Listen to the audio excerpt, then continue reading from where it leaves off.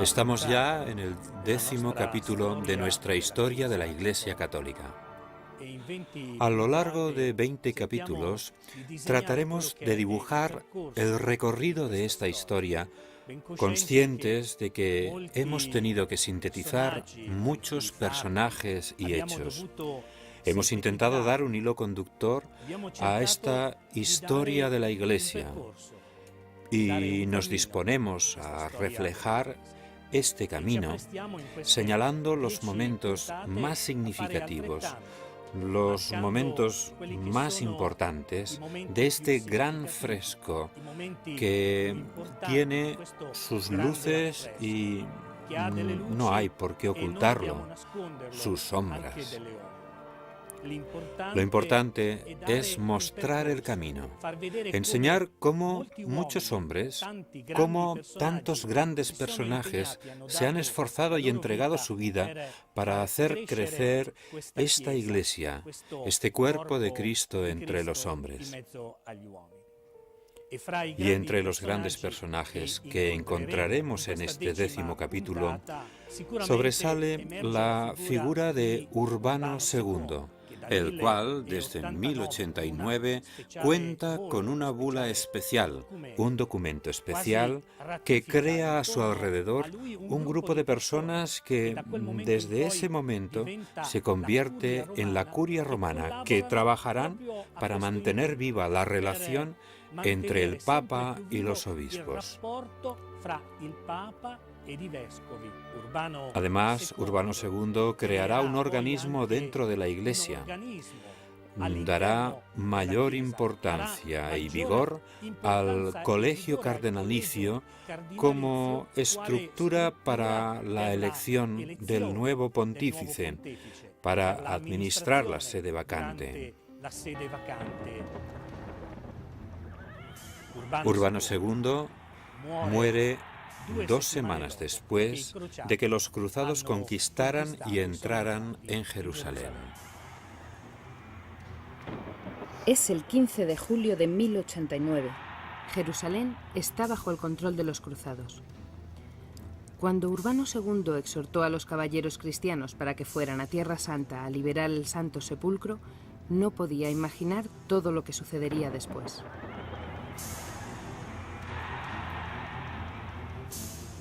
En esta época nace la cultura de la peregrinación, un peregrinar muy diferente al que existe hoy en día. Entonces consistía en andar por caminos difíciles, vestidos solamente con una túnica o sayo, con una bolsa y un bastón. Los primeros cruzados, con espíritu peregrino, parten a Tierra Santa, llevándose muchas veces a toda la familia con ellos. Hay de todo. Hay quienes incluso llevan la espada para combatir. ¿Y cuántas veces hubo en que espadas llevadas en nombre de la cruz no fueron empleadas en nombre de la misericordia y la piedad, sino a veces contra los mismos cristianos?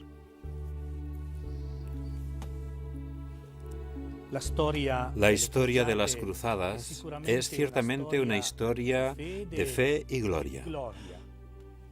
Una historia que vivió el ideal de liberar los santos lugares, el Santo Sepulcro, de un ejército que lo había conquistado con la fuerza, que quería devolver a los peregrinos, a los cristianos, la posibilidad de visitar los santos lugares, la tierra de Jesús. Pero como sucede muchas veces, la realidad se cambia. Los jefes militares y los mismos estados que habían enviado a sus ejércitos para combatir en esta empresa quieren una cierta compensación por los gastos. Así que la obtención del botín se convierte en el objetivo principal. La primera cruzada, que termina en el año 1099, que comenzó con el sueño de liberar el Santo Sepulcro, de abrir el camino para los peregrinos, acaba en masacres abominables, indignas del ser humano. che non sono degne della parola dell'uomo.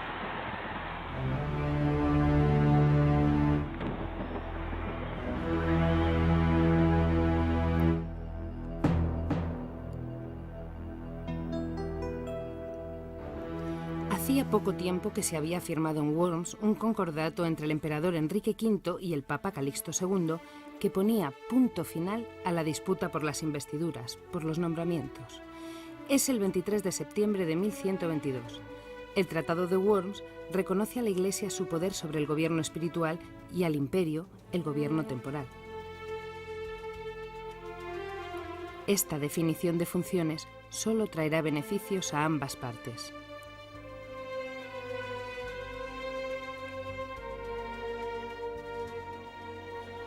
Ahora Tierra Santa es un territorio libre de musulmanes, pero no ciertamente pacificado. Los peregrinos que recorrían el camino entre Jaffa y Jerusalén necesitaban ser protegidos.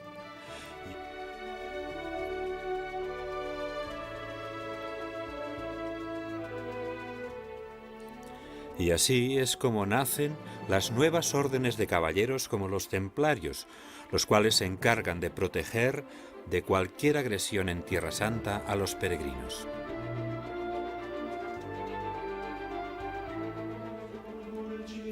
También en esta época la organización de la vida de la Iglesia toma fuerza y se hace visible la figura del párroco como protector de la vida espiritual de su rebaño.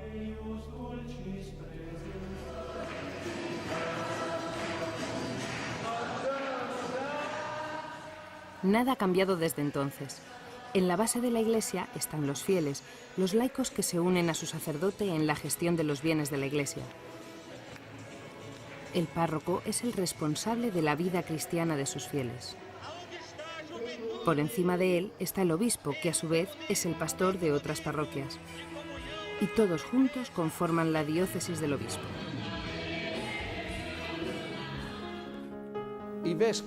Los obispos son las columnas sobre las que se sustenta la Iglesia católica. El libro del Apocalipsis, cuando habla de la Jerusalén celeste, dice que está fundada sobre 12 columnas, y sobre estas 12 columnas está el nombre de los 12 apóstoles. Y esto por voluntad de Cristo. Entre todos los discípulos, las gentes que acudían a escuchar a Jesús, Él eligió a los 12. Es decir, Cristo quiso que la Iglesia se fundara sobre el colegio de los apóstoles, al frente del cual puso al apóstol Pedro. Y el colegio de los apóstoles, con el paso del tiempo, ha sucedido al colegio de los obispos. Un colegio que suma 4.500 obispos y entre ellos está el sucesor de Pedro, aquel que ha sucedido a San Pedro y tiene por misión ser el fundamento de la unidad, aquel por el que Cristo ha orado, pidiendo que su fe no decayese nunca. Igual que Pedro era el jefe del colegio apostólico, ahora el Papa es el jefe del colegio de obispos como obispo de Roma. Las tareas fundamentales de un obispo están bien explicadas en el Concilio Vaticano II. El obispo es, en primer lugar, maestro de fe. Además, tiene la misión de anunciar a Cristo, ayudar a todos para que alcancen la vida eterna, la salvación y, por lo tanto, la santidad. También tiene como tarea ser guía espiritual, gobernar la diócesis, pero hacerlo con rasgos propios de buen pastor. Governa la diocesi, ma deve farlo con i tratti caratteristici del buon pastore. Direi che Hay muchas imágenes a las que se podría recurrir para señalar las tareas del obispo, pero la más sencilla y familiar es la del pastor. El pastor que conoce a sus ovejas. El pastor dispuesto incluso a dar la vida por sus ovejas.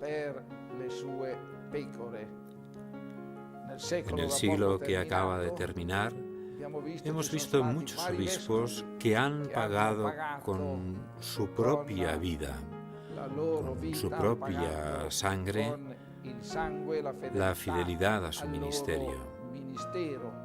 Aunque, en cierta manera, todos los obispos entregan su vida para explicar la palabra de Dios y dedicarse al bien de sus fieles. Por lo tanto, el obispo es el responsable de la iglesia local. Responde ante el Papa de su trabajo y de todos los sacerdotes que actúan en su diócesis. Como entonces, el párroco y su comunidad de fieles están bajo la jurisdicción del obispo. El obispo y toda su diócesis dependen directamente del Papa. Así pues, el Papa es la autoridad suprema y como vicario de Cristo en la tierra es el responsable de toda la Iglesia universal. Y como entonces, el Santo Padre reúne alrededor suyo a una serie de colaboradores y los primeros de estos, tanto ayer como hoy, son los cardenales. Los obispos de hoy en día se caracterizan por su cercanía a la gente, por estar pendientes de las necesidades actuales, incluso los problemas de cada circunstancia, deseosos de ayudar en el campo de la evangelización, pero también en lo que concierne a la promoción humana, la defensa de la dignidad de la persona, de los derechos humanos.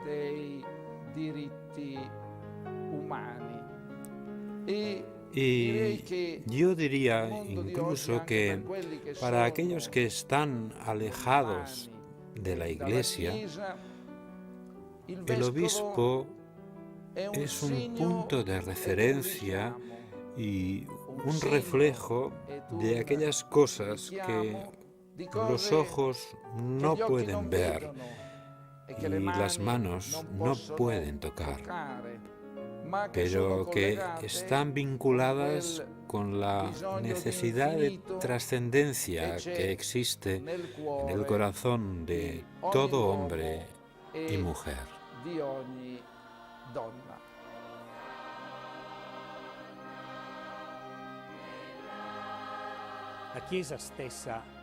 En esta época, la Iglesia encuentra la estabilidad en las relaciones entre el Papa y los obispos, así como entre los obispos y la parroquia, comunidad de aquellos que peregrinan juntos por la vida para alcanzar la verdad.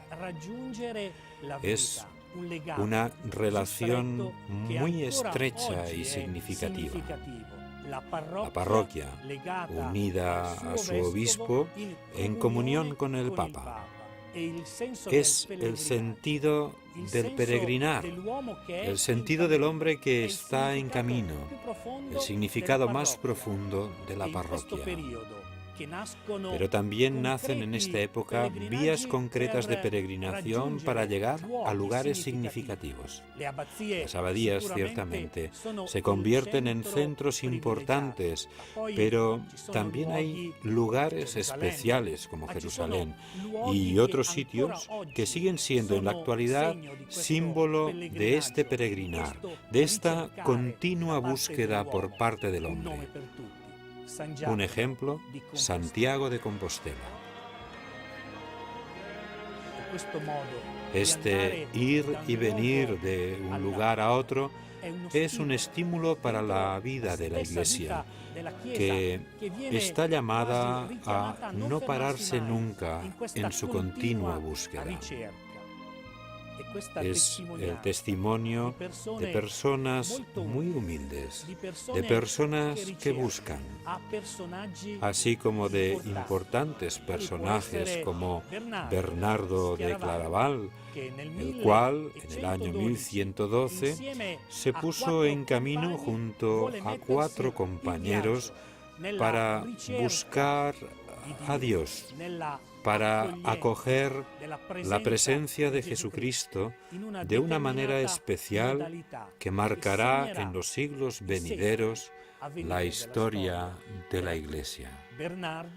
Bernardo llegó al monasterio de Citeaux y se presentó ante el abad Esteban con muchos parientes, hermanos, primos, para comenzar y crear dentro de la Iglesia un nuevo carisma que marcará la historia de los siglos siguientes.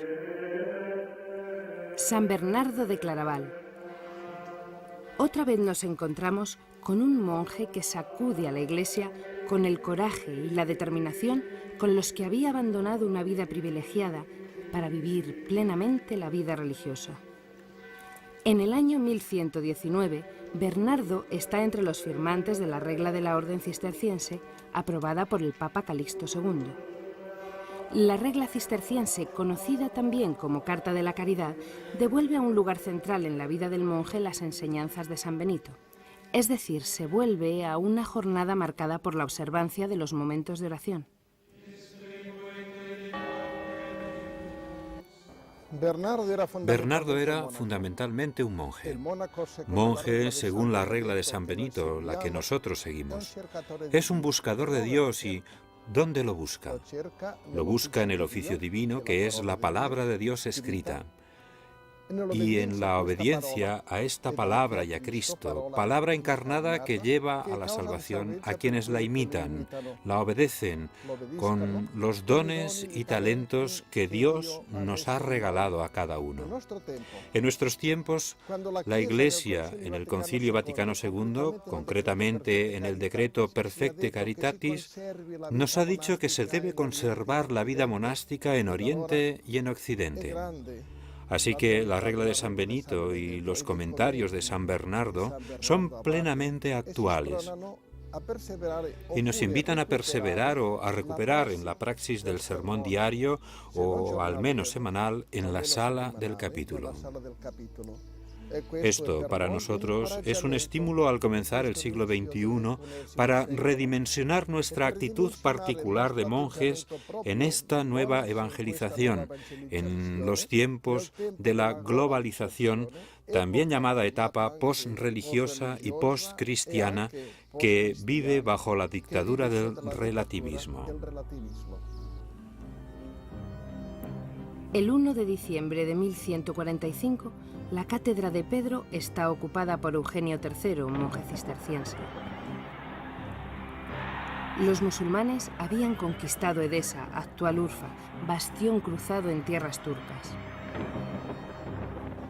Este monje papa encarga precisamente a San Bernardo de Claraval que sea el guía espiritual de la Segunda Cruzada. Bernardo de Claraval invita al pueblo llano y a los señores a participar de la cruzada impulsada por el Papa Eugenio III, con espíritu de peregrinos y no de guerreros. Pero el comportamiento de las tropas franco-germánicas en tierras orientales será muy diferente de lo que se solicitaba. Luis VII, rey de Francia, y Conrado III, emperador de Alemania, guían a los ejércitos cruzados con la violencia de los conquistadores que frente a los muros de Damasco prueban la hiel de la derrota.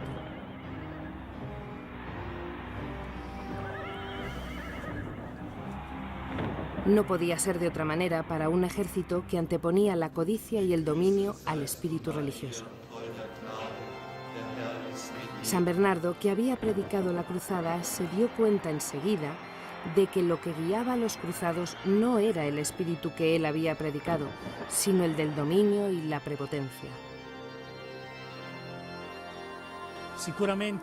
Es probable que Bernardo de Claraval no acepte fácilmente que Luis VII o Conrado II sean hombres tan ávidos de poder.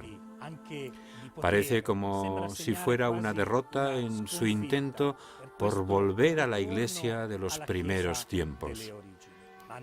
Pero no podemos olvidar que en esta misma época aparece otra figura de primer orden, Abelardo. Bernardo y Abelardo se enfrentan con toda probabilidad. Pero aunque en un primer momento parece que la victoria sonríe a Bernardo, poco después aparecerá la estrella de Tomás de Aquino, el cual presentará y se presentará como una nueva síntesis, como un nuevo modelo de pensamiento. Pero de todo esto hablaremos con más detalle en el próximo capítulo.